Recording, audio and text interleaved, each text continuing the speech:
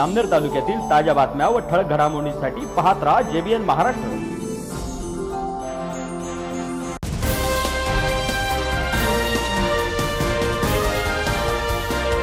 नमस्कार, मी मिनल चौधरी। पाहूया काही ठळक वृत्त।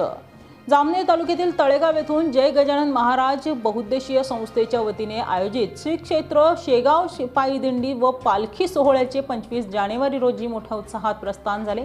पालखी सोहळ्याचे हे 14वे वर्ष आहे। विधिवत पूजनानंतर पालखी शेगावकडे मार्गस्थ झाली।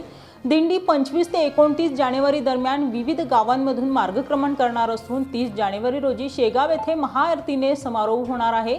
या भक्तिमय सोहळ्यात तळेगाव व परिसरातील गजानन भक्त मोठ्या संख्येने सहभागी झाले आहेत।